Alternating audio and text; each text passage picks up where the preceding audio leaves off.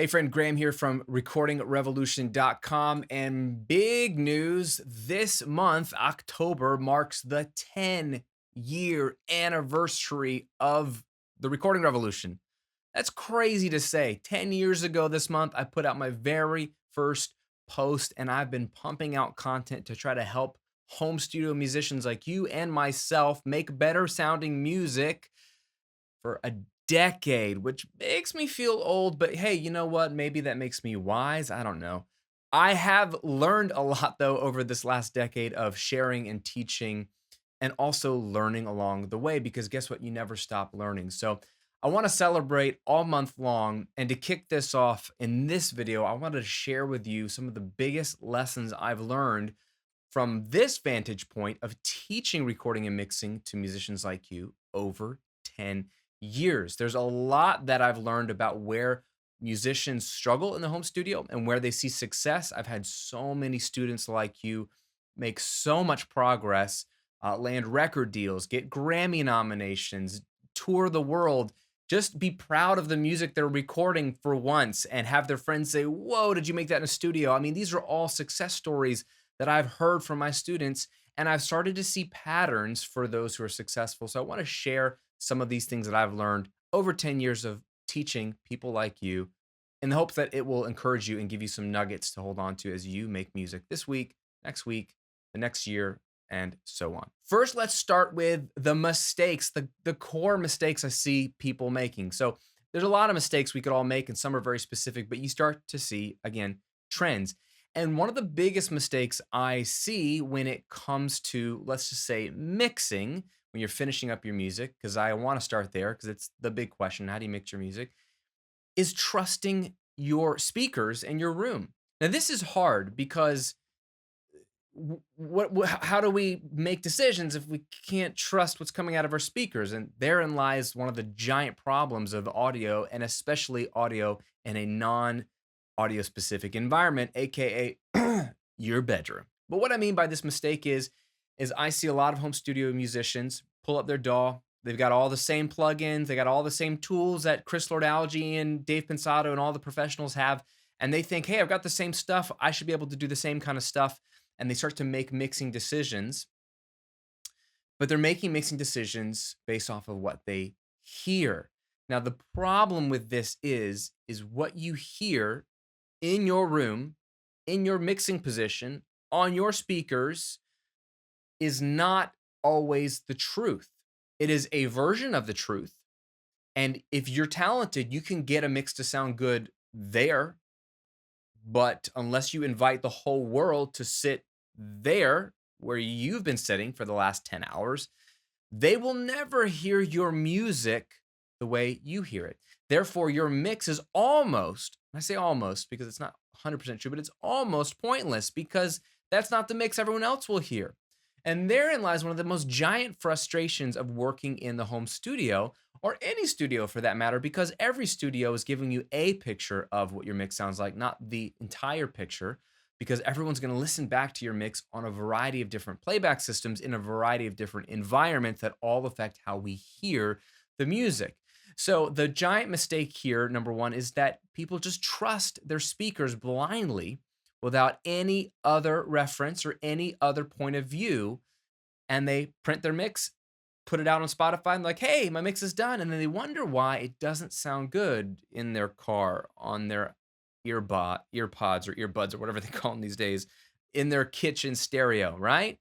Giant, giant mistake. We'll get to how to fix that in a second. Second biggest mistake I see home studio musicians make that I've been seeing for the last decade. And guess what? I saw it before I started creating the Recording Revolution, which is one reason why I made the Recording Revolution, is people think they can buy their way to better sounding recordings.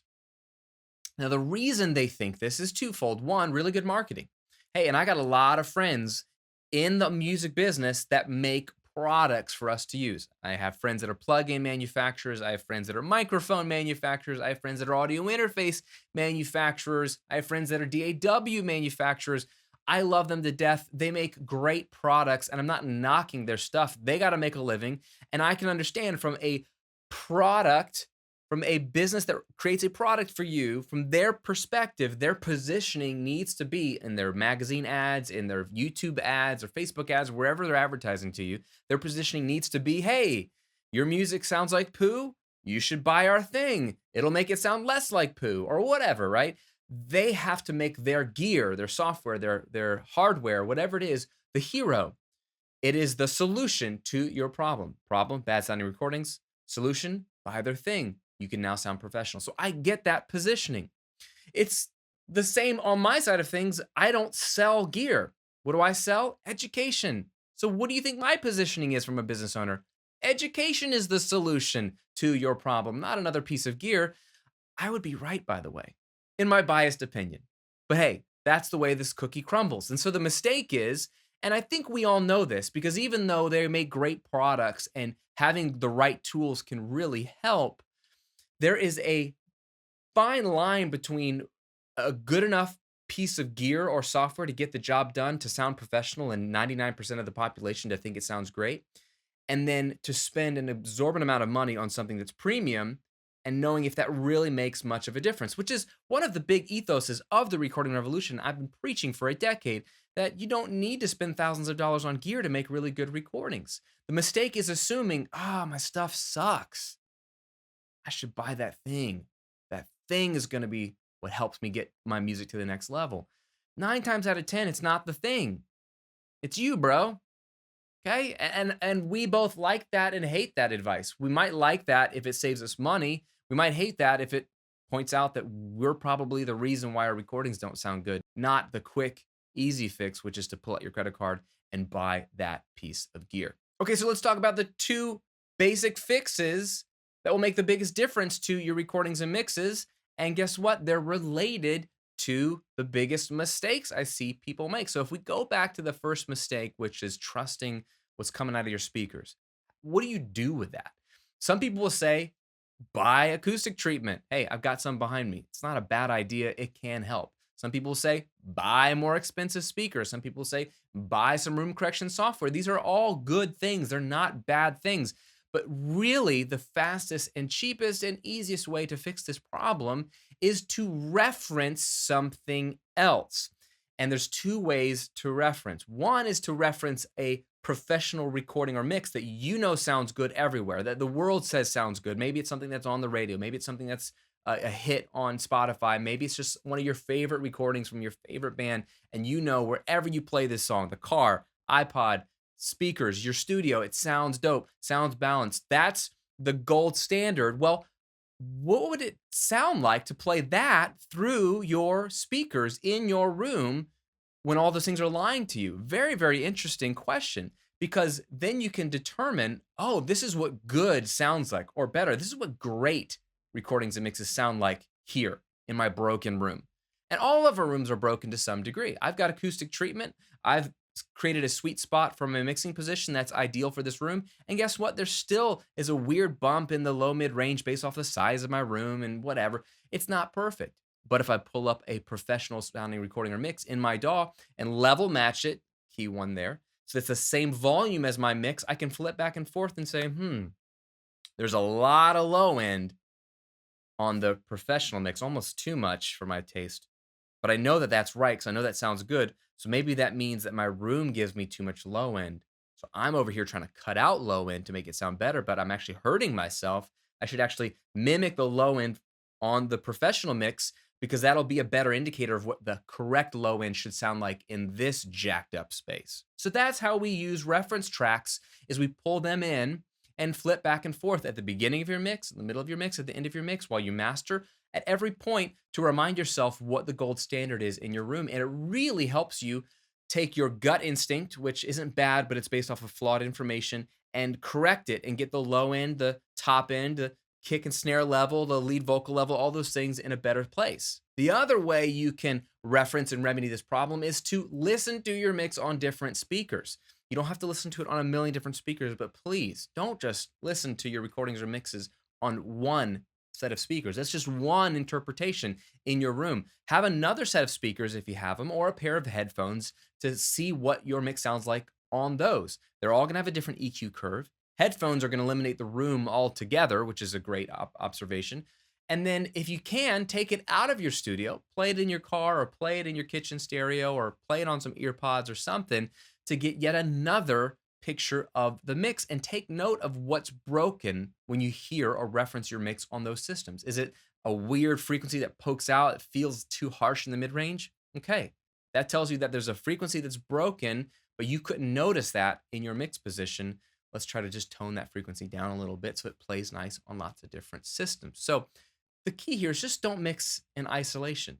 It's arrogant to assume that you know what it should sound like without referencing anything great or referencing outside of your studio. Don't do that. Resist the urge to be lazy and do that. Just take the extra couple of minutes, pull in a good reference. And by good reference, I mean something that sounds similar to what you're working on. So if you're mixing something that's like punk rock with just overdriven guitars and fast drums, you probably want to listen to something that's like punk rock with overdriven guitars and fast drums as opposed to like a Norah Jones ballad, right? So that's the goal for fixing the brokenness of what you hear in the studio. The other mistake, thinking you can buy your way to better recordings, the way to solve this, and really the biggest lesson I've learned over 10 years of teaching this to get your recordings and mixes to improve, which is the goal, which is why you're here, is not to buy more stuff. Hey, it may not even be to buy more education. Remember my bias. My bias is I want to sell you education because I personally believe in the value of education because it's not a piece of gear. You are the problem. I'm the problem to my recordings and mixes. I got to get better. So education gets you better, way better than gear gets you better. So even though I'm biased on education, I think we can both agree that knowledge and education is way superior to a new microphone or a new plugin. However, that being said, you know what trumps even education for me or anybody else is experience. You cannot buy experience in a course. You cannot buy experience in a plugin. You can only get experience for free by doing the thing and getting experience. So the way to improve your recordings, guess what? It's not fast. It's to just do a lot of recording. The way to improve your mixes is, guess what? It's not fast. Mix a ton of tracks. If you're only recording and mixing 5 to 10 songs a year because you're only recording and mixing your one EP or your one album a year for your music or your band's music, you can only get but so good so quickly.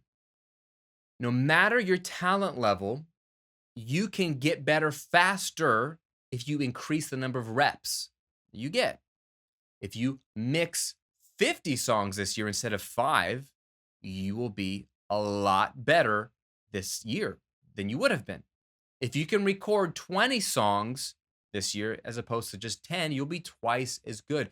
You learn by doing.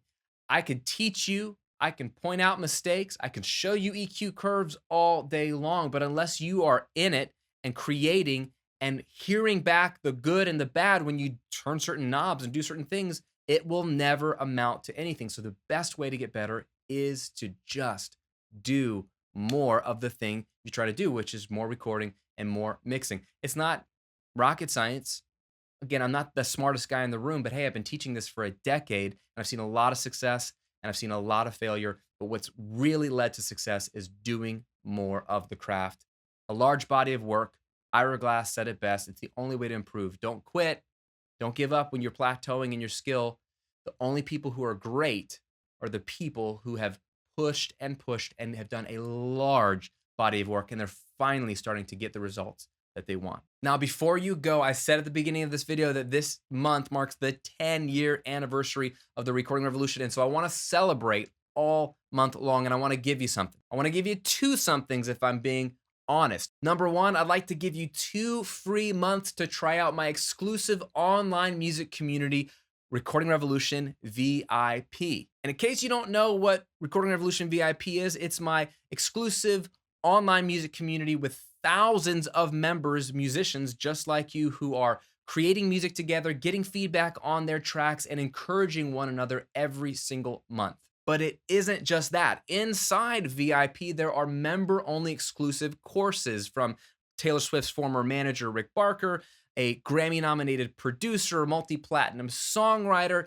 in-depth tutorials on the biggest DAWs in the industry like Pro Tools, Logic Pro, Ableton Live, and Studio One, and so much more. On top of that, I hold monthly Q&A calls to answer your questions live, and there's monthly music challenges to encourage you and force you to make more music regularly. So if you'd like to try out Recording Revolution VIP for free for 2 whole months, just go to recordingrevolution.com/VIP and you can get all the details there. And number 2, I'm giving away $500 to 10 lucky people to help you build your home studio.